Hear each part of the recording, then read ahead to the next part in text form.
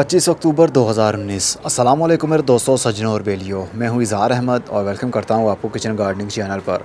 मेरे morning glory की bell के बीज बिल्कुल रेडी हो चुके हैं। सीड पोड इनका बन चुका है और इनको हार्वेस्ट करने का टाइम भी आ गया है। मॉर्निंग ग्लोरी मैंने बहुत ही छोटे गमले के अंदर लगाई थी। ये 8 इंच का प्लास्टिक का एक गमला है, इसके अंदर मैंने मॉर्निंग ग्लोरी पौधे को शिफ्ट किया था। मतलब सीडलिंग करने के बाद में जब उसको ट्रांसप्लांट किया तो 8 इंच के गमले के अंदर मैंने इसको शिफ्ट कर दिया और इसको इस क्यारी में रख दिया, दूसरे अपने टेरेस पर जहाँ पर फुल ब्राइट लाइट आती है सूरज की, उसके ऊपर कोई भी शेड नहीं रहता है। तो इसके साथ में एक और डिब्बे के अंदर बटरफ्लाई पी के पौधे भी मैंने शिफ्ट कर दिए थे, जिनकी ग्रोथ बढ़ी। और ऊपर मेरे स्ट्रेलस के ऊपर मैंने जो बनाया था, ये तारें मैंने बांधी हुई थी, इसके साथ में रस्सियाँ बांधी हुई हैं और इसके ऊपर चढ़ती चढ़ती काफ़ी अच्छी ग्रोथ कर गई।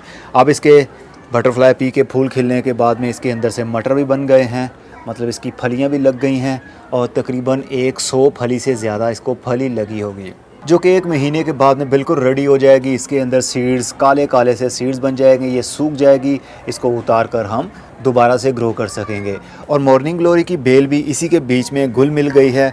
ये है मॉर्निंग ग्लोरी के पत्ते, दिल की शेप वाले ये पत्ते होते हैं। ये दोनों बेलें ही गर्मी के दिनों में ग्रोथ करती हैं। फरवरी से मार्च के महीने में इसके सीड्स लगा दिए जाते हैं और दिसंबर के महीने तक इनकी ग्रोथ चलती रहेगी और नवंबर के एंड तक इनकी ग्रोथ चलती रहती है। और उसके बाद में सम टाइम तो ऐसा होता है कि पौधा मर जाता है और दोबारा से सीड्स लगाने पड़ते हैं, और सम टाइम ऐसा होता है कि उसकी ग्रोथ रुक जाती है, पत्ते गिर जाते हैं, टहनियाँ सूख जाती हैं। लेकिन फरवरी का महीना शुरू होते ही दोबारा से नए सिरे से पत्ते आने लगते हैं और पौधे की ग्रोथ दोबारा से शुरू हो जाती है। लेकिन मोस्टली मॉर्निंग ग्लोरी की बेल हर साल नए सिरे से लगानी पड़ती है और इसकी ग्रोथ बहुत जल्दी बढ़ती है। कुछ ही महीनों के अंदर ये आपके पूरे टेरेस को कवर कर सकती है।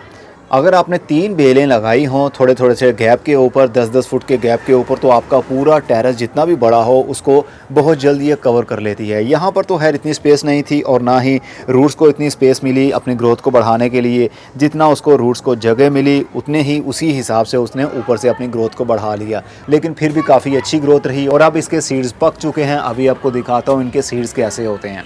मॉर्निंग ग्लोरी का ये वाला फूल है जो कि मेरी इसी बेल का है। और अब तो खैर इसको फूल लगते हैं, असल में मॉर्निंग ग्लोरी को सुबह के टाइम फूल लगते हैं, इसीलिए इसका नाम रखा है मॉर्निंग ग्लोरी।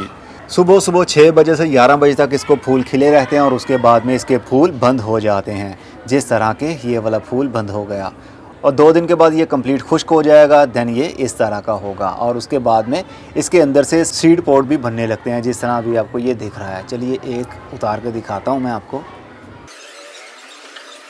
काफ़ी मुश्किल है, बीज मेरे गिर गए नीचे। चलिए एक कटर से काट कर दिखाता हूँ आपको। बहुत सारे मेरे बीज नीचे गिर गए। सीड कलेक्ट करना भी काफ़ी मुश्किल होता है और ख़ास तौर पर बेल वाले पौधों के ऊपर से बीज उतारना, वो भी सीढ़ी लगाकर, बहुत ही मुश्किल होता है और डर भी होता है कि गिर ना जाए हम। तो ये हैं मॉर्निंग ग्लोरी के बीज। फूल खिलने के बाद में उसके अंदर से गोल सा एक इस तरह का पोड़ बन जाता है और इसके अंदर कुछ बीज होंगे। फूल खिलने के तकरीबन 15 दिन बाद ये सीड पोड बन जाएगा और इसको पकते पकते तकरीबन कंप्लीट 1 महीना तो लग जाता है। अब ये कंप्लीट ड्राई हो चुका है। अगर चाहें तो हम इसको अब इसे ग्रो भी कर सकते हैं, अगर चाहें तो इसको स्टोर भी किया जा सकता है। फ़िलहाल के लिए जितने भी मेरे पौधे के ऊपर बीज सीड पोड पके हुए थे वो मैंने उतार लिए हैं और अब इनके सीड कलेक्ट करने के बाद में मैं इनको स्टोर भी कर सकता हूं। और इनको दोबारा से लगाना हो तो हम फरवरी और मार्च के महीने में लगाएंगे। मॉर्निंग ग्लोरी ये गर्मी की बेल है, इसलिए इसको सर्दी में नहीं लगाना चाहिए।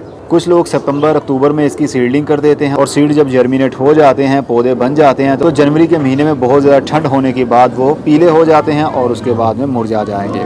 इसलिए अच्छा तो यही है कि थोड़ा इंतज़ार कर लिया जाए और उसके बाद फरवरी के महीने में और मार्च के महीने में हम इसको लगा सकते हैं, सीड्स लगा सकते हैं। इनके सीड्स को स्टोर करने का बहुत आसान तरीका है। पहले सीड पॉड में से सीड्स को निकाल लीजिए और खुले किसी बर्तन में रख दीजिए। शेडी एरिया में 4-5 दिन वो पड़ा रहे या 1 हफ्ते तक पड़ा रहे।